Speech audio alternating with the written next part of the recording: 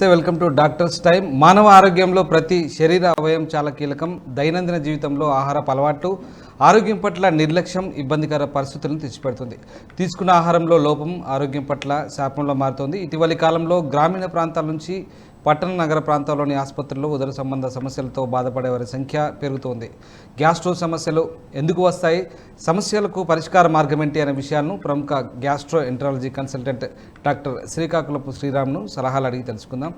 నమస్తే అండి, welcome to doctors time అండి. డాక్టర్ గారు, ప్రధానంగా మనం ఈరోజు ఈ గ్యాస్ట్రోక్స్ ఎంట్రాలజీ సంబంధించినటువంటి విషయాల మీద డిస్కస్ చేద్దాం. అండ్ యాక్చువల్గా ఇది gastro oesophageal reflux disease. Actually what is GERD? Yes. GERD అంటే గ్యాస్ట్రో ఈసోఫేజియల్ రిఫ్లెక్స్ డిసీజ్ అండి. Yes. Gastro oesophageal reflux disease అంటే ఏంటంటే కొంతమంది పేషెంట్స్కి అన్నం తినిన తర్వాత ఛాతీలో మంట రావటము, తర్వాత తినింది ఇట్లా గొంతులోకి రావటము, దాని మూలంగా దగ్గు రావటము, దాని మూలంగా అస్వస్థత పడటము జరుగుతూ ఉంటుంది. దాన్ని గ్యాస్ట్రో ఈసోఫేజియల్ రిఫ్లెక్స్ డిసీజ్ అంటారనమాట. ఇది రోజు అవుతున్నా లేకపోతే వారానికి రెండు సార్లు కన్నా ఎక్కువ సివియర్గా అవుతుంటే దీన్ని మనం గ్యాస్ట్రో ఈసోఫేజియల్ రిఫ్లెక్స్ డిసీజ్గా డయాగ్నోస్ చేయొచ్చు. ఎస్ సార్, యాక్చువల్గా ఇది ఏ వయసు వాళ్ళకు వస్తుందండి? ఇది వయసు అంటే చిన్నప్పటి నుంచి చైల్డ్హుడ్ నుంచి ఓల్డ్ ఏజ్ వరకు ఎవరికన్నా రావచ్చండి. దీనికి ఒక పర్టికులర్ రిస్క్ ఫ్యాక్టర్స్ అనేవి ఉంటాయి. ఆ రిస్క్ ఫ్యాక్టర్స్ ఉంటే చిన్నప్పటి నుంచి, అంటే చిన్నప్పుడు బాగా లావుగా ఉన్నా సరే, లేకపోతే పెద్ద అయిన తర్వాత లావుగా ఉన్నా, లేకపోతే పర్టికులర్ ఫుడ్ హ్యాబిట్స్ మూలంగా, దాని మూలంగా గ్యాస్ట్రో ఈసోఫేజియల్ రిఫ్లెక్స్ డిసీజ్ అనేది ఏ వయసు వరకన్నా రావచ్చు. రైట్. అంటే దీని మెయిన్ సిమ్టమ్స్ ఏముంటాయి, ప్రధాన లక్షణాలు ఏముంటాయి? ప్రధాన లక్షణాలు అంటే వచ్చేసి ఛాతీలో మంట ఉంటుందండి, దీన్ని హార్ట్ బర్న్ అంటారు. తర్వాత తినింది గొంతులోకి రావటం, తినంగానే ఏదో మనం తినింది గొంతులోకి యాసిడ్ రిఫ్లక్స్ లాగా రావటం, పుల్లగా గొంతులోకి రావటం, నోట్లో వెంటనే నీరు ఊరటము ఉంటుంది. ఇవి కాకుండా ఏంటంటే ఛాతీలో నొప్పి కూడా వస్తుంది కొంతమందికి బాగా నొప్పి వచ్చేసి గుండెకి సంబంధించిన వ్యాధిలాగా కూడా ఇది ప్రజెంట్ అవ్వచ్చు. ఇవి కాకుండా కొన్ని ఎటిపికల్ ఫీచర్స్ కూడా ఉంటాయి. ఎటిపికల్ ఫీచర్స్ అంటే బాగా దగ్గు ఉండటము, తినంగానే బాగా దగ్గు రావటము, వాయిస్ చేంజ్ అవ్వటము, లేకపోతే ఫ్రీక్వెంట్గా సైనసైటిస్ లాంటి సమస్యలు రావటము, ఇలాంటివి కూడా GERD మూలంగా జరగవచ్చు. సో దీన్ని ఎట్లా డిటెక్ట్ చేస్తామండి? యాక్చువల్ మనం ఎట్లా నిర్ధారిస్తుంది? GERD క్లినికల్ డయాగ్నోసిస్ అండి. క్లినికల్ డయాగ్నోసిస్ అంటే తినిన తర్వాత పర్టికులర్ సెట్ ఆఫ్ సిమ్టమ్స్ వచ్చి, తినిన తర్వాత నాకు మంట వస్తుంది, గొంతులోకి తినిందంతా గొంతులోకి వస్తుంది, ఇలా అంటే క్లినికల్గా GERDని డయాగ్నోస్ చేయొచ్చు. కానీ కన్ఫర్మేషన్ చేయడానికి మనం ఎండోస్కోపీ అనేది చేస్తాం. సో యాక్చువల్లీ మరి ఎండోస్కోపీ ఎప్పుడు చేయాలంటారు? ఎండోస్కోపీ అనేది క్లినికల్గా డయాగ్నోస్ చేసిన తర్వాత ఎండోస్కోపీ అందరికీ, GERD అనేది చాలా కామన్ సమస్య అండి, చాలామందికి ఉంటుంది. సో అందరికీ ఎండోస్కోపీ చేయలేము కాబట్టి ముందు ఒక 2 నెలలు లేకపోతే అట్లీస్ట్ ఒక నెల రోజులు ట్రీట్మెంట్ ఇస్తాము. ట్రీట్మెంట్ ఇచ్చిన తర్వాత కూడా తగ్గకపోతే అప్పుడు మనం ఎండోస్కోపీ చేసి ఇదే అని నిర్ధారిస్తామన్నమాట. చాలామందికి ముందు ఎండోస్కోపీ లేకుండా ముందు ట్రీట్మెంట్లోనే GERD అనే సిమ్టమ్స్ తగ్గుతాయి. So fine. సో ఈ ట్రీట్మెంట్ ఏంటి అసలు, అంటే ఎట్లాంటి ట్రీట్మెంట్? GERD అనేది మెయిన్గా తినింది ఫుడ్ లేకపోతే పొట్టలో ఉన్న యాసిడ్ గొంతులోకి రావటం మూలంగా జరుగుతుంది కాబట్టి యాసిడ్ సప్రెషన్, పొట్టలో ఉన్న యాసిడ్ని తగ్గించడం మూలంగా GERD సిమ్టమ్స్ అనేవి తగ్గించవచ్చు. సో మందులు ఏమి ఇచ్చినా సరే లోపల ఉన్న యాసిడ్ని తగ్గించడానికి, లేకపోతే రిఫ్లక్స్ వచ్చినా సరే దాని మూలంగా మంట రాకుండా ఉండడానికి సిరప్స్ కానీ ఇలాంటివి ట్రీట్మెంట్ లాగా ఉంటాయి. సో యాక్చువల్గా అంటే ఎందుకు వస్తుందండి అసలు ఈ డిసీజ్? చాలామంది చెప్తున్నారు, మీరు అన్నట్టుగా వయసుతో సంబంధం లేదు, చాలామంది కామన్గా వచ్చే ప్రాబ్లం అంటారు. ఏదో సరే కొంత లేట్గా తినడమో ఇంకా రకరకాల కారణాలు మనం అనుకుంటుంటాం, సెల్ఫ్గా మనం భావిస్తుంటాం. సో యాక్చువల్లీ ప్రధాన కారణం ఏంటి, ఎందువల్ల వస్తుంది? ప్రధాన కారణము GERD లైఫ్ స్టైల్ డిసీజ్ అండి. లైఫ్ స్టైల్ డిసీజ్ అంటే మనము రోజు మన హ్యాబిట్స్ మూలంగా వచ్చే డిసీజ్. ఒకటి ఫుడ్ బట్టి వస్తుంది. ఫుడ్ అంటే కొన్ని పర్టికులర్ ఆహార పదార్థాల మూలంగా మన లోవర్ ఈసోఫేజియల్ స్ఫింక్టర్ ఉంటుంది, అది రిలాక్స్ ఎక్కువ అవుతుంది. ఎక్కువ కాఫీ తాగినా, ఎక్కువ టీ తాగినా, ఎక్కువ ఫ్యాట్ ఉన్న పదార్థాలు, కొవ్వు ఉన్న పదార్థాలు తిన్నా సరే, చాక్లెట్ కానీ కూల్ డ్రింక్స్ కానీ ఇలాంటివి ఎక్కువ తీసుకున్నప్పుడు లోవర్ ఈసోఫేజియల్ స్ఫింక్టర్ రిలాక్స్ అయ్యి ఈ ఫుడ్ అనేది బయటకు వచ్చే అవకాశం ఉంటుంది. సెకండ్ థింగ్ ఏంటంటే బాడీ హ్యాబిటస్. ఎక్కువసేపు పని చేయకుండా ఉన్నా సరే, సెడెంటరీ లైఫ్ స్టైల్ ఉన్నా సరే, లేకపోతే ఊబకాయం, పొట్ట ఉండి బాగా లోపల అబ్డామినల్ ఒబెసిటీ ఉన్నా సరే GERD అనేది ఎక్కువ ఉంటుంది. ఇవి కాకుండా స్మోకింగ్, ఆల్కహాల్ ఇవన్నీ కూడా GERDకి రిస్క్ ఫ్యాక్టర్స్. సో సార్ యాక్చువల్గా ఈ యాసిడ్ రిఫ్లెక్షన్స్ అంటున్నారు, అంటే ఎందుకు ఇది ఇన్బ్యాలెన్స్ అవుతుందండి ఈ బాడీలో? నార్మల్గా యాసిడ్ ఉంటుందండి బాడీలో, మన యాసిడ్ డైజెషన్కి అది నెససరీ. యాసిడ్ లేకపోతే కూడా ప్రాబ్లమ్స్ ఉంటాయి. కానీ మెయిన్ ఏంటంటే యాసిడ్ ఉన్న పొజిషన్లో ఉండకుండా పైకి రావటం, ఆ అన్నవాయువులోకి యాసిడ్ పైకి రావటం మూలంగా, దాంతోపాటు ఫుడ్ బయటికి రావటం మూలంగా మనకి జిఆర్డి సిమ్టమ్స్ అనేవి ఉంటాయి. ఇది మెయిన్గా లైఫ్ స్టైల్ మూలంగా వస్తుంది. చాలా తక్కువ మందికి లోపల ఇంకా నిజంగా ఎనటామికల్ ప్రాబ్లం కానీ, లేకపోతే ఇక్కడ నిజంగానే ప్రెషర్ తక్కువ ఉంటాం కానీ, వయసుతో అది ఎక్కువ ఉంటాం కానీ, లోపల స్పింక్టర్ ప్రెషర్ తక్కువ ఉంటాం కానీ జరుగుతుంది. చాలా మందికి మాత్రం ఫుడ్ హ్యాబిట్స్ మూలంగా, లేకపోతే ఒబెసిటీ మూలంగానే జిఆర్డి అనేది ఎక్కువ ఉంటుంది. అండ్ కొందరికి కొన్ని అలవాట్లు ఉంటాయి, పొగ తాగడం, అవును, మద్యం సేవించడం, దాంతోపాటు కొంతమంది లేట్గా తింటారు, అవును, పని రకరకాల కారణాలు అవి ఉంటాయి. సో దానివల్ల ఇది అంటే ఇంకా ఎక్కువగా అయ్యే ఛాన్సెస్. అవునండి. ఈ పొగ తాగటం మూలంగా, తర్వాత మనం ఆల్కహాల్ తీసుకుంటాం మూలంగా ఇక్కడ ప్రెషర్స్ అనేవి తగ్గుతాయి, మన లోపల స్పింక్టర్ ప్రెషర్స్ అనేవి తగ్గుతాయి. దాని మూలంగా there are more chances food బయటికి ఛాతీలోకి రావడానికి ఎక్కువ ఛాన్స్, యాసిడ్ రిఫ్లెక్స్కి ఎక్కువ ఛాన్స్ ఉంటుంది అన్నమాట. సో ఈ స్మోకింగ్ అనే దాని మూలంగా కూడా జిఆర్డి బాగా పెరుగుతుంది. మీరు ఒక మాట అన్నారు ఎటిపికల్ ఫీచర్స్ అని. So actually what is that అండి? ఎటిపికల్ ఫీచర్స్ అంటే జనరల్లీ టిపికల్ ఫీచర్స్ అంటే ఏంటంటే ఛాతీలో మంట రావటము ఇవన్నీ జరుగుతాయి.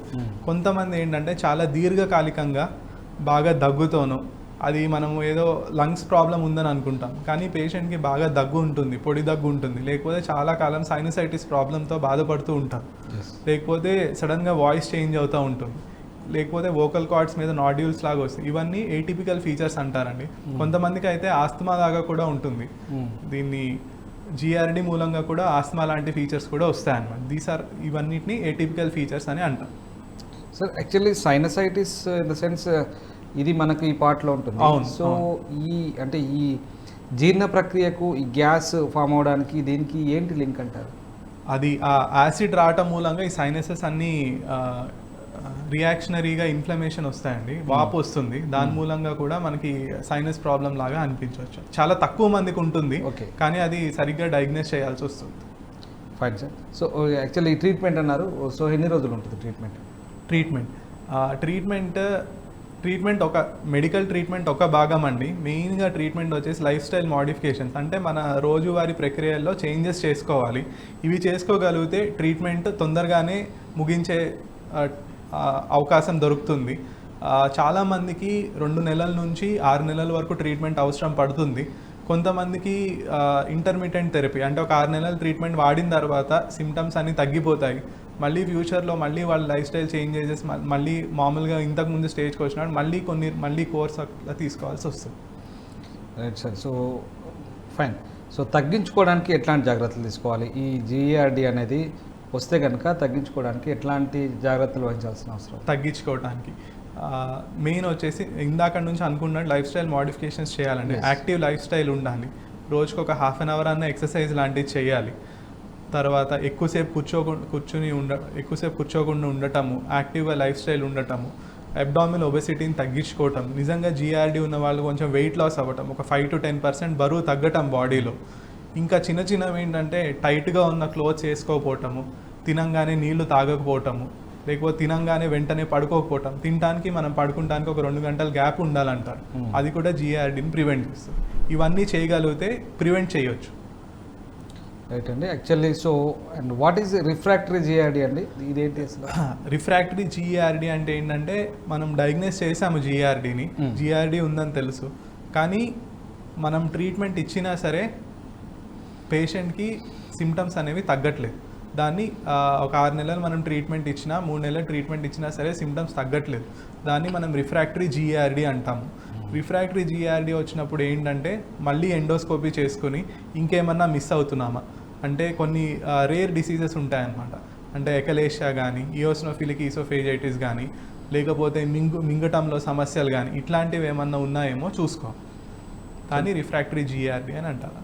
రైట్. సో దీనివల్ల వచ్చే కాంప్లికేషన్స్ ఏంటండి యాక్చువల్లీ జిఆర్డి మూలంగా? ఒకటి, జిఆర్డి మూలంగా లైఫ్ స్టైల్ చాలా చేంజ్ అవుతుందండి. ఫుడ్ తినడం తగ్గించేస్తారు చాలామంది, దాని మూలంగా బరువు తగ్గుతూ ఉంటారు. అన్నం తినాలంటే ఇంట్రెస్ట్ పోతుంది. దీని మూలంగా మాల్న్యూట్రిషన్ అనేది కూడా వచ్చే ఛాన్స్ ఉంది.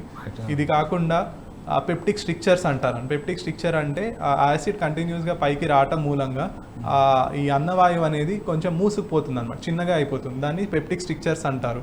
అది రావచ్చు. దీర్ఘకాలికంగా 5-10 ఇయర్స్ 15 ఇయర్స్ అట్లా ఉంటే విత్ అదర్ రిస్క్ ఫ్యాక్టర్స్ ఉంటే జీఆర్డీ మూలంగా ఈసోఫేజియల్ క్యాన్సర్ కూడా వచ్చే అవకాశం ఉన్నది. ఎస్, అదే అడగబోతున్నాను. క్యాన్సర్కి దారి తీస్తే ఎట్లాంటి క్యాన్సర్ కారకాలు ఉంటాయి, వాటి విచ్ టైప్ ఆఫ్ క్యాన్సర్స్ ఉంటాయి? ఈసోఫేజియల్ ఎడినోకార్సినోమా అంటారండి. అంటే లోవర్ మన అన్న వాయువు కింద భాగంలో క్యాన్సర్ వచ్చే అవకాశం ఉంది. ఎందుకంటే యాసిడ్ లోపల ఇరిటేట్ చేసి మెల్లిగా అది క్యాన్సర్, ఆ కణాలన్నీ క్యాన్సర్ కణాలకి మెల్లిమెల్లిగా చేంజ్ అయ్యి అది చాలా తక్కువ మందిలో అయినా సరే డెఫినెట్గా రిస్క్ అనేది ఉంటుంది జీఆర్డీ ఎక్కువ రోజులు ఉంటే ట్రీట్మెంట్ లేకుండా. సో ఒకవేళ క్యాన్సర్ కనుక దారితీస్తే ఎట్లాంటి జాగ్రత్తలు తీసుకోవాలంటారు? క్యాన్సర్ రాకుండా ఉండాలంటే ఎక్కువ రోజులు సిమ్టమ్స్ ఉన్న వాళ్ళందరూ ఒకసారి ఎండోస్కోపీ చేయించుకోవాలండి. ఎండోస్కోపీ చేయించుకొని ట్రీట్మెంట్ అనేది కరెక్ట్గా తీసుకోవాలి, యాసిడ్ అనేది సప్రెస్ చేసుకోవాలి. ఒకవేళ ఏమన్నా క్యాన్సర్ ఉందా, దానికి ప్రీ మ్యాలిగ్నెంట్ లీషన్స్ ఉంటాయి, బ్యారెట్స్ ఈసోఫేగస్ కానీ అట్లా ఏమైనా ప్రీ మ్యాలిగ్నెంట్ లీషన్స్ ఉంటాయి. అలాంటివి ఉంటే తొందరగా బయాప్సీ చేయించుకుంటాము. బయాప్సీ అంటే ఆ చిన్న ముక్క తీసి అది క్యాన్సరా కాదా అని టెస్ట్ చేయించుకోవటం, ఇవన్నీ ముందు జాగ్రత్తగా చేసుకుంటూ ఉండాలి. సో యాక్చువల్లీ సార్ ఇది అంటే మనము ఫైన్, మీరు చెప్పిందంతా బాగానే ఉంది. ఫైన్, ఇది అసలు మనం ఎట్లాంటి ఆహార నియమాలు పాటించాలి, ఇది మన దరి చేరకుండా ఉండాలంటే మనం ప్రాథమికంగా ఎట్లాంటి కొన్ని ఆహారపు అలవాట్లు పాటిస్తే దీని నుంచి మనం బయటపడచ్చు? ఓకే, ఆహారంలో రెండు విషయాలు ఉన్నాయండి. ఒకటేమో జీఆర్డీ రాకుండా ఉండటానికి ఏం చేయాలి. రాకుండా ఉండటానికి ఈ కారము, మసాలా, వేడిగా ఉన్నవి ఇలాంటివన్నీ తక్కువ మోతాదులో తీసుకోవాలి. తినేటప్పుడు కొంచెం తీసుకోవాలి. ఒకటేసారి కడుపు నిండా తినకూడదు. ఒకేసారి కడుపు నిండా ఇంకా తినలేను అన్నట్టు తినకూడదు. కొంచెం ఎక్కువ సార్లు తీసుకుంటూ ఉండాలి. ఈ ఆయిలీ ఫుడ్ కానీ ఫ్యాటీ ఫుడ్ కానీ కొంచెం తక్కువ మోతాదులో లిమిటెడ్ క్వాంటిటీలో తీసుకోవాలి. ఇవి కాకుండా జీఆర్డీ ఉన్న వాళ్ళు ఏమేమి ఫుడ్ డైటరీ హ్యాబిట్స్ ఏం పాటించాలంటే సేమ్ కొంచెం తీసుకోవాలి, ఎక్కువ సార్లు తీసుకోవాలి. ఈ చాక్లెట్ కానీ, వేడివేడిగా టీ కానీ, కాఫీ కానీ, ఆల్కహాల్, స్మోకింగ్ ఇవన్నీ తక్కువ తీసుకోవాలి. ఇంకోటి, తినంగానే పేషెంట్ వెంటనే పడుకోకూడదు. తినడానికి పడుకుంటానికి, అది మధ్యాహ్నం అయినా రాత్రి అయినా తినంగానే పడుకుంటానికి ఒక 2 గంటలు గ్యాప్ ఉండాలి. తినంగానే వెంటనే నీళ్లు తాగకూడదు.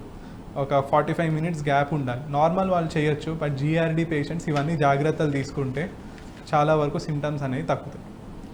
రైట్ సార్, యాక్చువల్గా సో మనము కొంత ఫుడ్ హ్యాబిట్స్ టైమింగ్స్లో తేడా ఉంటుంది కొంతమందికి. దాకానే అడిగాను మిమ్మల్ని, రకరకాల రీజన్స్ అయి ఉండొచ్చు. కొంత తేడా వచ్చినప్పుడు ఇట్లాంటిది ఏమన్నా ఎక్కువగా ఇదయ్యే ఛాన్స్ ఉందా? అవునండి, టైమింగ్ తేడా వచ్చినప్పుడు ఏమవుతుంది, మనం తినకున్నా ఆ టైంకి బాడీలో యాసిడ్ అనేది ప్రొడ్యూస్ అవుతుంది.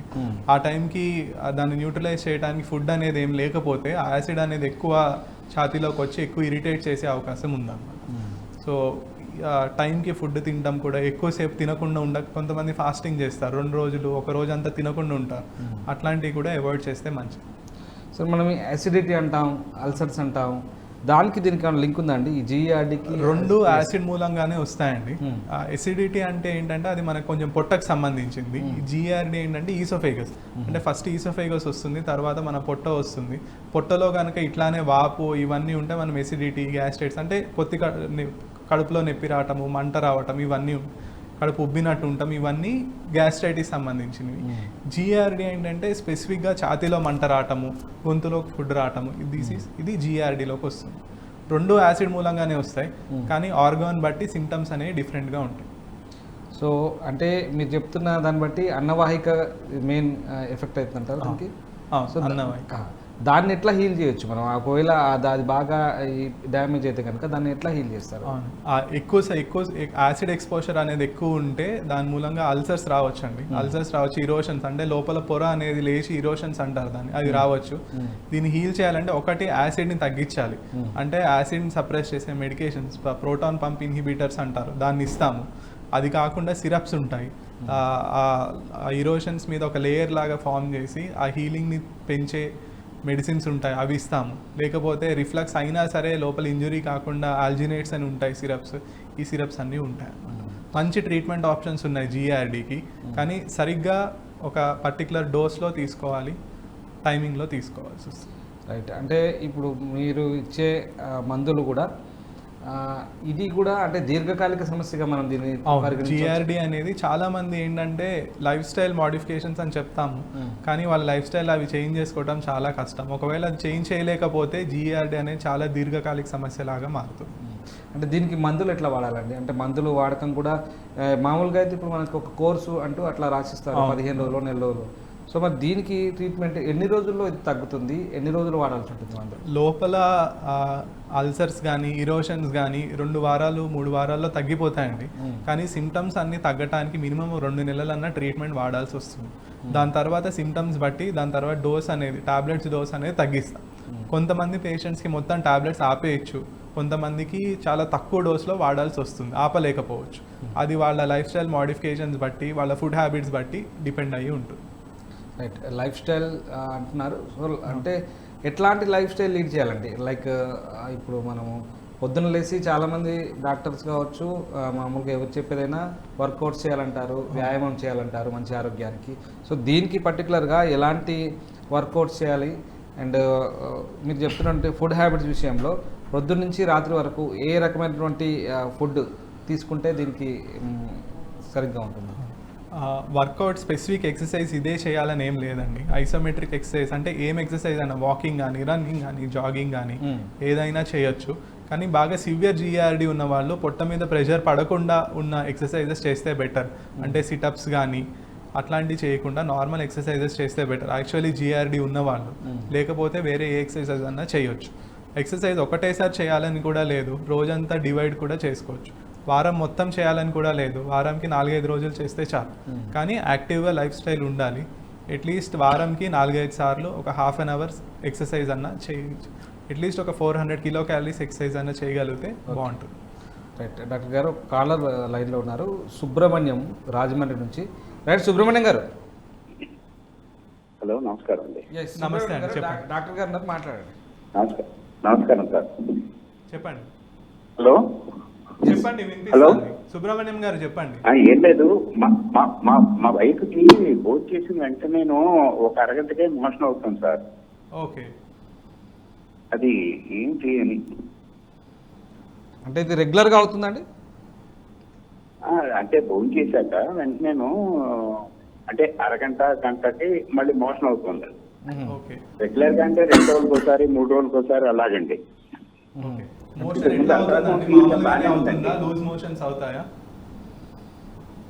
హలో, మోషన్స్ నార్మల్ గానే అవుతాయా, లూజ్ మోషన్స్ అవుతాయా అండి? లూజ్ మోషన్ కాదండి, మామూలు మోషన్ కింద అవుతుంది. ఓకే, కొంతమందికి పేగుల్లో తినంగానే ఫాస్ట్గా కదులుతాయండి, దాన్ని గ్యాస్ట్రోకోలిక్ రిఫ్లెక్స్ అంటారు. అది నార్మల్ కూడా అయి ఉండొచ్చు. అంటే ఆ మోషన్ మూలంగా తను ఏమైనా ఇబ్బంది పడుతున్నారా? కడుపులో నొప్పి కానీ అట్లా ఏమన్నా వస్తుందా? ఏమీ లేదండి, తిన్న వెంటనే ఎక్కడికైనా వెళ్ళినా ఇబ్బంది అయిపోతుంది. లేదండి, అది నార్మల్ కూడా అయి ఉండొచ్చు అండి, తినంగానే మోషన్కి వెళ్ళటం అనేది. దాని మూలంగా తనకేమి ఇబ్బంది లేదు, కడుపు నొప్పి లేదు, అన్నం మంచిగానే తింటున్నారంటే అంత ఆలోచించాల్సిన అవసరం లేదు దాని గురించి. అన్నం తీసుకున్నారండి, అన్నం మంచిగా తింటున్నారు, ఆకలి మంచిగా ఉందంటే అంత భయపడాల్సిందేం లేదు. అలా కాదండి, ఇగో మీకేంటి లూజ్ మోషనా గట్టిగా అవుతుందా? అన్నం తిన్నాక కొంచెం లూజ్గా అవుతాను సార్. లూజ్గా అవుతుంది. హలో, అదే లూజ్గా అవుతుంది. ఓకే, మోషన్స్ లూజ్, బరువు తగ్గటం కానీ అట్లా ఏమన్నా ఉందా అండి? ఏం లేదు సార్, బాగానే ఉంది. బ్లడ్ టెస్ట్ కూడా చేయించాము, ఓకే, లివర్ ఫంక్షన్ టెస్ట్ చేయించాము, అన్ని బాగున్నాయండి. ఓకే, టెస్ట్లు అన్ని మంచిగా ఉంటాయి, దానికి టాబ్లెట్స్ ఉంటాయండి కొంచెం మోషన్స్ అవ్వకుండా ఉండటానికి. ఒక 2 వారాలు ఆ టాబ్లెట్స్ వాడితే సరిపోతుంది. డాక్టర్ గారు, ప్రధానంగా చిన్నపిల్లల్లో జిఆర్డి చిన్నపిల్లల్లో ఎట్లాంటి ప్రభావం చూపిస్తుంది? చిన్నపిల్లల్లో వాంతులు అవ్వటము. వాంతులు అంటే అది వాంతులాగా ఉండదు, తినంగానే నీళ్లు గొంతులోకి రావటము, నీళ్లు వాళ్ళు ఉయ్యటం ఒకటి, లేకపోతే దగ్గు ఉంటాము, వాళ్ళని పడుకోబెట్టంగానే దగ్గు రావటం, వాళ్ళకి అన్నము కొంచెం తినంగానే తొందరగా కడుపు నిండిపోవటము, ఎక్కువసేపు ఏడవటము, ఇట్లాంటివి చిన్నపిల్లల్లో జిఆర్డి సిమ్టమ్స్ ఉండొచ్చు. సో దానికి ఎట్లాంటి ట్రీట్మెంట్ ఉందంటే పర్టికులర్? దానికి కూడా వాళ్ళకు కూడా యాసిడ్ సప్రెసెంట్ డ్రగ్స్ ఉంటాయండి, చాలా తక్కువ డోస్లో వాళ్ళ బాడీ వెయిట్కి తగ్గట్టుగా చిన్న సిరప్స్ అలాంటివి ఉంటాయన్నమాట. వాళ్ళు కూడా ఒక 6 months అలా మందులు వాడాల్సి ఉంటుంది. సరే, ఇంకోటి ఛాతీలో నొప్పి వచ్చే అవకాశం కూడా ఉందని చెప్తున్నారు. సో అది ఏమైనా అంటే ఛాతీలో నొప్పి వస్తే కనుక గుండెపోటుకి దారితీసే అవకాశాలు లేదండి, ఇది రేర్ కేస్ ఏమన్నా లేదండి. జిఆర్డీకి గుండెపోటుకి సంబంధం ఏం లేదు. కానీ ప్రాబ్లం ఎక్కడ వస్తుందంటే 2 సిమ్టమ్స్ ఒకటేలాగా ఉంటాయి. సో డౌట్ వచ్చినప్పుడు ఎప్పుడన్నా గ్యాస్ట్రోఎంట్రాలజిస్ట్ కానీ కార్డియాలజిస్ట్ కానీ ఛాతీ నొప్పితో వచ్చినప్పుడు ఫస్ట్ మేము గుండె గురించి ఆలోచిస్తాం. ఎందుకంటే జిఆర్డీ అనేది ఎమర్జెన్సీ కాదు. ఫస్ట్ గుండె ప్రాబ్లం ఉందా లేదా, టిపికల్ గుండె ప్రాబ్లం సిమ్టమ్స్ ఉన్నాయా లేదా, ఒక ఈసీజీ లేకపోతే ఒక 2D ఎకో ఇట్లాంటివి చేసి గుండె ప్రాబ్లం లేదని నిర్ధారించిన తర్వాతే జిఆర్డీ గురించి ఆలోచిస్తాం. అంటే అదే పక్కల్లో నొప్పి రావడము, ఈ ఛాతిలో మంట, ఈ చేతిలో నొప్పి రావడం, సో ఇవన్నీ అంటే అట్లాంటి వాటికి ఇంత సివియర్గా ఉండదంటారు ఇదంతా? కొంతమందికి 2 ఒకటేలాగా ఉండొచ్చండి. గుండె ప్రాబ్లం ఉన్న వాళ్ళకు కూడా కొంతమందికి జిఆర్డీ లానే సిమ్టమ్స్ చెప్తారు. చాలా మందికి డయాగ్నోసిస్ లేట్ కూడా అవుతుంది. 2 ఒకటేలాగా ఉంటాయి. అందుకనే ఫస్ట్ గుండె ప్రాబ్లం ఉందనుకొని గుండె ప్రాబ్లం లేదని నిర్ధారించిన తర్వాత అప్పుడు జిఆర్డీ అని అనుకుంటాం. డాక్టర్ గారు, ఇంకా కొంతమంది కొన్ని అంటే సాంప్రదాయ పద్ధతులు కొన్ని పాటిస్తూ ఉంటారు ఇట్లాంటి వాటికి, కొంత ఇప్పుడు ఇంగ్లీష్ మందులు వచ్చినాయి అనుకోండి. సో దీంట్లో ఏది బెటర్ అంటే దీని ట్రీట్మెంట్కి కొన్ని అంటే పురాతన పద్ధతులు కూడా కొన్ని ఉన్నాయి, కొన్ని చెప్తా ఉంటారు పెద్దవాళ్ళు. సో ఇది మనము దీన్ని ఎక్కువ దేన్ని ప్రిఫర్ చేయొచ్చు అంటారు? పురాతన పద్ధతులు అంటే కొన్ని ఉన్నాయండి. ఇప్పుడు కడుపు చల్లగా ఉండటానికి తీసుకునే పదార్థాలు కానీ అలాంటివి తీసుకోవచ్చు. కానీ కొంతమంది కషాయం తాగటము, ఇప్పుడు కోవిడ్ వచ్చేసరికి కషాయం తాగటము, రోజు పొద్దున్నే వేడి నీళ్లు తాగటము, ఇలాంటివన్నీ చేస్తున్నారు. ఇట్లాంటి వాటి మూలంగా జిఆర్డీ అనేది డెఫినెట్లీ సిమ్టమ్స్ అనేవి పెరుగుతాయి. ఆల్రెడీ లోపల పుండ్లు కానీ లేకపోతే ఇరోషన్స్ కానీ ఉన్న దాని మీద మనం కషాయం కానీ వేడి నీళ్లు కానీ తాగుతుంటే సిమ్టమ్స్ అనేవి పెరుగుతాయి. సో నిజంగా సిమ్టమ్స్ ఉన్న వాళ్ళు ఇవన్నీ అవాయిడ్ చేసుకుంటే మంచిది. రైట్. అండ్ ఇంకో కాలర్ లైన్లో ఉన్నారు, వీణా మిశ్రా. ఎస్, వీణా మిశ్రా గారు నమస్తే. చెప్పండి సార్. డాక్టర్ గారు చెప్పండి, మీ ప్రాబ్లం ఏంటో చెప్పండి. చెప్పండి. నమస్తే సార్, నా పేరు విజయానిక, నా వయసు 65 years. చెప్పండి అమ్మా. నాకు ఇప్పుడు మీరు అడిగిన సమస్యలు అన్నీ ఉన్నాయండి. మోషన్స్ అవుతున్నాయి, గ్యాస్ అంటే పేటు ఉబ్బరం, అది కడుపు ఉబ్బరంగా ఉంటుంది, మళ్ళీ ఆకలి తగ్గిపోతుంది, అది వెయిట్ తగ్గిపోతుంది. అమ్మా, ఇవన్నీ నేను అడిగిన సిమ్టమ్స్ అన్నింటినీ డేంజర్ సిగ్నల్స్ అంటారండి. ఇవన్నీ ఉంటే మాత్రం ఒకసారి హాస్పిటల్కి వచ్చి జాగ్రత్తగా టెస్ట్లు అవన్నీ చేయించుకోవాల్సి ఉంటుంది. సరేనమ్మా? ఎస్. అండ్ డాక్టర్ గారు, ముఖ్యంగా ఫుడ్స్ విషయానికి వస్తే చాలామంది ఇప్పుడున్న యాంత్రిక జీవనంలో ఈవెందో మేము కూడా అప్పుడప్పుడు ఈ ఫాస్ట్ ఫుడ్ సెంటర్కి ఇది వెళ్ళాం, తింటాం, చేస్తూ ఉంటాం. సో దీనివల్ల ఏమైనా ఇది ఇంకా ఎక్కువ అయ్యే ఛాన్సెస్ ఉన్నాయి? డెఫినెట్లీ అండి. ఫాస్ట్ ఫుడ్స్ మూలంగా కానీ చైనీస్ ఫుడ్స్ మూలంగా లేకపోతే ఆ ఇన్స్టెంట్ మసాలాస్ ఉంటాయి కదా, దాని మూలంగా కూడా జిఆర్డీ అనే సమస్య పెరుగుతుంది. జిఆర్డీ ఒకటే కాదు, గ్యాస్ట్రైటిస్ ఒకటి, కడుపులో ఇన్ఫెక్షన్స్ రావటం, H. pylori అని ఉంటుంది, ఇన్ఫెక్షన్ రావటం, ఇవన్నీ కూడా చైనీస్ ఫుడ్ మూలంగా పెరుగుతుంది. డెఫినెట్లీ జంక్ ఫుడ్ మూలంగా కూడా జిఆర్డీ అనేది పెరుగుతుంది. ఓకే. అండ్ పర్టికులర్గా మీరు ఏం సజెస్ట్ చేస్తారు ఫుడ్ విషయంలో? ఏ ఫుడ్ తింటే బాగుంటుంది? లైక్ లిక్విడ్ ఫుడ్ అంటారా, లేకుంటే ఇంకేదైనా ఘనద్ర పదార్థాలు, ద్రవ పదార్థాలు, ఇలా మనం డిఫైన్ చేస్తుంటాం కదా. సో ఈ సమస్య ఉన్న వాళ్ళు ఏ రకమైన ఫుడ్ తీసుకుంటే బాగుంటుంది? జిఆర్డీ సమస్య ఉన్న వాళ్ళు సాధ్యమైనంత వరకు గట్టిగా ఉన్న ఫుడ్డే తీసుకోవాలండి. గట్టిగా ఉన్న ఫుడ్ బాగా నమిలి తీసుకోవాలి. పర్టికులర్ ఫుడ్ ఇదే తినండి అని ఏం లేదు. రైస్ తినొచ్చు, చపాతీ తినొచ్చు, అన్నీ తినొచ్చు. కానీ కారం లేకుండా, మసాలా లేకుండా, మరీ వేడిగా లేకుండా తినాలి. తిన్నప్పుడల్లా కొంచెం తినాలి. లిమిటెడ్ క్వాంటిటీలో తిని మళ్ళీ ఆకలి వేసినప్పుడు మళ్ళీ తినాలి. ఒకటేసారి కడుపు నిండా తినకుండా చేయాలి. ఇంకోటి, తినంగానే వెంటనే నీళ్ళు అనేది తాగకూడదు అనమాట. అండ్ ఎస్పెషలీ నైట్ టైం వచ్చేసి లిక్విడ్ ఫుడ్ తీసుకోవడం కానీ, లేకపోతే నైట్ పడుకునేటప్పుడు పాలు తాగటం కానీ, ఇట్లాంటివి అనేవి అవాయిడ్ చేయాలి. నైట్ పాలు తాగుతుంటారు మీరు అన్నట్టుగా, చాలా మంది పాలు తాగుతుంటారు. ఈ అలవాటు ఉన్న వాళ్ళకి కూడా మరి రిఫ్లెక్స్ అనేది ఉంటుంది. ఎస్పెషలీ పాలు తాగేసి పడుకుంటారు, పడుకున్నప్పుడు ఆ రిఫ్లెక్స్ అనేది ఉంటుంది. అండ్ ఇంకో డౌట్ అంటే చిన్న డౌట్, పెరుగు కూడా తినొచ్చా నైట్? పెరుగు తినొచ్చు, ఇంకా గట్టిగా చేసుకుని పెరుగు అనేది తినొచ్చు. తినడానికి పడుకుంటానికి 2 గంటలు గ్యాప్ ఉంచితే తినొచ్చు. రైట్. ఇంకో కాలర్ ఉన్నారండి, పద్మావతి గారు వరంగల్ నుంచి. నమస్తే అండి పద్మావతి గారు. నమస్తే. నమస్కారం సార్. చెప్పండి పద్మావతి గారు, మాట్లాడండి. సార్, నాకు కడుపులో ఊకే మంటగా ఉంటుంది సార్. ఓకే. ఏం తిన్నా మంట ఉంటుంది. ఓకే. ఏం తిన్నానా అమ్మా, లేకపోతే కారం మసాలా ఒక్కటే మంట వస్తుందా? కారం మసాలా కదా సార్, ఒక్కోసారి మంచినీళ్ళు అయినా మంటే ఉంటుంది. ఓకే, ఎప్పటి నుంచి అమ్మా ఇట్లా? ఇట్లా ఒక 2 సంవత్సరాల నుంచి ఉంటుంది. నేను డాక్టర్ గారికి చూపించాను, ఓకే. కొంచెం మసాలా కారం తక్కువ చేయమన్నారు. మ్మ్. అయినా కూడా అట్లనే మంటగానే ఉంటుంది సార్, ఏం ఓకే. లేదని చెప్పింది. మందులు వాడారా అమ్మా? ఎన్ని రోజులు వాడారు మందులు? మందులు ఎండోస్కోప్ కూడా చేశారు డాక్టర్. ఓకే, ఎండోస్కోపీలో ఏమైనా ప్రాబ్లం ఉందా? ఏమీ లేదన్నాడు. కొంచెం పత్తి చేసినాయి అని చెప్పిండు. అప్పుడు ఓకే. సంవత్సరం అయిపోయింది. ఓకే, సో ఒకసారి ఎండోస్కోపీలో ఏమైనా ఇప్పుడు అవుతున్నాయి సార్. ఓకే, ఎండోస్కోపీలో ఏమైనా ఇన్ఫెక్షన్ ఉందో లేదో చూసుకోవాలండి. ఏమన్నా బ్యాక్టీరియల్ ఇన్ఫెక్షన్ కానీ అట్లా ఏమన్నా ఉందో చూసుకోవాలి.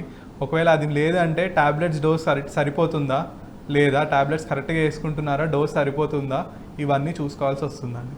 లేకపోతే కొంతమందికి అన్నీ నార్మల్ ఉన్నా సరే మంట అనేది ఎక్కువ ఉంటుంది. వాళ్ళకి ఆ మంట తగ్గించడానికి టాబ్లెట్స్ కానీ సిరప్ కానీ ఉంటాయి, అవి వాడొచ్చు మీరు. రెగ్యులర్గా గ్యాస్ట్రోఎంట్రాలజిస్ట్ దగ్గర ఫాలోఅప్లో ఉంటే టాబ్లెట్స్ డోస్ అనేది పెంచడము, తగ్గించడము, కొత్త టాబ్లెట్స్ యాడ్ చేయడం అనేది చేస్తారు. అలా చేస్తే మీ సిమ్టమ్స్ అనేవి చాలా వరకు తగ్గుతాయి. రైట్.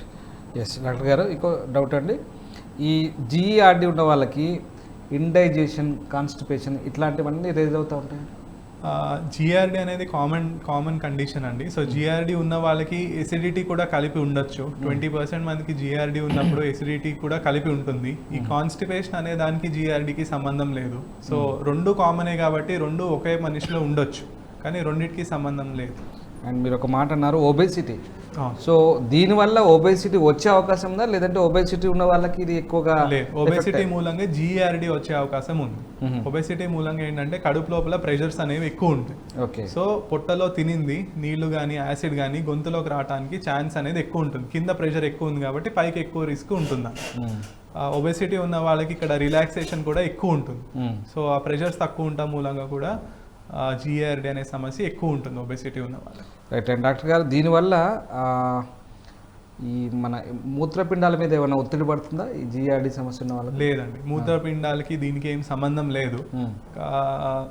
ఏం లేదండి. అంటే తరచుగా ఈ మోషన్ వచ్చినట్టు రాకపోవడం, ఆగడము, ఇబ్బంది పడడం కొంత జరుగుతూ ఉంటుంది. కొంతమందికి జిఆర్డి ఎక్కువ ఉంటే లోపల ఎసిడిటీగా తింటే కొంచెం ఇబ్బంది అవుతుంది. ఎందుకంటే తరచుగా మూత్రాన్ని కూడా వెళ్తూ ఉంటారు, కొంచెం వచ్చినట్టుగా రానట్టుగా అట్లాంటి సమస్యలు ఉంటాయి. సో ఇది ఏమన్నా ప్రధాన దీనికి ఏమన్నా ఎఫెక్ట్ ఉంటుందా? లేదండి, మూత్రపిండాలకి జిఆర్డికి ఏం సంబంధం లేదు. రైట్. అండ్ ఇంకోటి అండి, ఈ చాలామంది కామన్ డౌట్ అండి, అది తినగానే పొట్ట ఉబ్బడము, ఉబ్బినట్టుగా అయ్యి ఇట్లా పైకి వచ్చినట్టుగా రావడము, తేన్పులు రావడము, ఇట్లాంటి సమస్యతో చాలామంది, అది చాలా సాధారణం అయిపోయింది, చాలామంది అడుగుతున్న సమస్య కూడా అది. సో అయితే ఇది ప్రధానంగా దీన్ని మనం ఎట్లా కంట్రోల్ చేయొచ్చు ఇనిషియల్గా? సేమ్ అండి, అన్నిటికీ గ్యాస్ట్రోఎంట్రాలజీలో ఏంటంటే ఫస్ట్ ఫుడ్ చేంజ్ చేసుకోవాల్సి ఉంటుంది. కారం లేకుండా, మసాలా లేకుండా. కొంతమందికి కొన్ని పర్టికులర్ ఫుడ్స్ పడవు అనమాట. అంటే కొంతమందికి ఉల్లిపాయలు పడవు, కొంతమందికి వెల్లుల్లిపాయలు పడవు, ఇట్లాంటి కొంతమందికి పాలు తాగితే పడదు. సో ఇవి ఈ పర్టికులర్ ఫుడ్స్ ఐడెంటిఫై చేసుకుని అవే అవాయిడ్ చేయగలగాలి. సెకండ్ థింగ్ ఏంటంటే life style modifications. Active life style ఉంటాము, డైలీ ఏదో ఒక ఎక్సర్సైజ్ చేయటము, కొంచెం వాకింగ్ లాంటిది ఏమన్నా చేయాలి.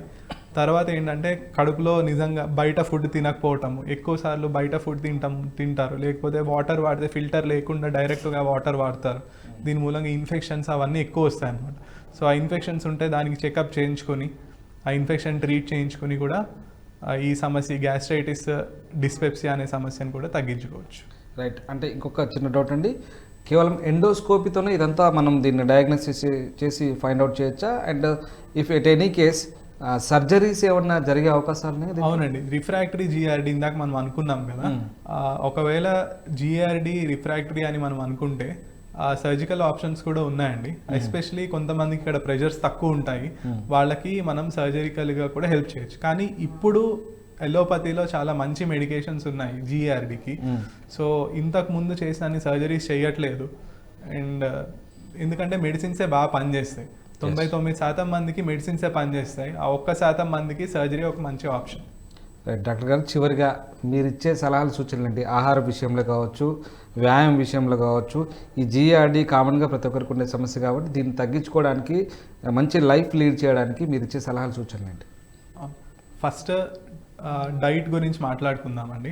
డైట్ వచ్చేసి ఇందాక నుంచి చెప్తున్నట్టు కారం లేకుండా, మసాలా తక్కువ, లేకపోతే తిన్నప్పుడల్లా కొంచెం కొంచెం తింటాం, ఒకటేసారి కడుపు నిండా తినకపోవటం, ఇట్లాంటివి చేస్తూ ఉండాలి. పర్టికులర్ ఫుడ్స్, ఎక్కువ టీ తాగటం కానీ, ఎక్కువ కాఫీ తాగటం, వేడి నీళ్ళు తాగటం, కషాయం లాంటివి తాగటం, ఇలాంటివన్నీ, కూల్ డ్రింక్స్ తాగటము, ఏరేటెడ్ సోడాస్ ఇవి తాగటము, మందు తాగటము, స్మోకింగ్, ఇలాంటివన్నీ తగ్గించాలి జీఆర్డీ కంట్రోల్ ఉండడానికి. సెకండ్, ఒకవేళ జీఆర్డీ ఉందని అనిపిస్తే డాక్టర్ని సంప్రదించి కరెక్ట్గా టాబ్లెట్స్ వాడాల్సి వస్తుంది. టాబ్లెట్స్ ఎంత వాడాలి, ఎంత డోస్లో వాడాలి, కరెక్ట్గా ఏ టైంలో వేసుకోవాలి, ఇవన్నీ మీ డాక్టర్ గారు మీకు చెప్తారు. ఎసిడిటీ లాగా బయట మెడికల్ షాప్లో మందులు తీసుకుని ఒకరోజు వాడి ఒకరోజు వాడకుండా ఉంటే మాత్రం జీఆర్డీ అనే సమస్య తొందరగా తగ్గదు. సో ఫస్ట్ ఒక డాక్టర్ గారిని కలిసి టాబ్లెట్స్ వాడి, తగ్గకపోతే ఎండోస్కోపీ చేయించుకొని టాబ్లెట్స్ ఇంకా ఎక్కువ డోస్లో వాడాలా, లేకపోతే వేరే కొత్త టాబ్లెట్స్ ఏమైనా వాడాలా, ఇలాంటివి నిర్ధారించుకొని కరెక్ట్గా ట్రీట్మెంట్ అనేది వాడి లైఫ్ స్టైల్ మోడిఫికేషన్స్ కూడా సరిగ్గా చేసుకుంటే ఈ జీఆర్డీ అనేది తొందరగా తగ్గించుకోవచ్చు. Right, thank you very much doctor గారు. మీ విలువైన సలహాలు సూచనలు అందించేందుకు థ్యాంక్ యూ వెరీ మచ్. ఇది ఇవాళ డాక్టర్స్ టైం. నమస్తే.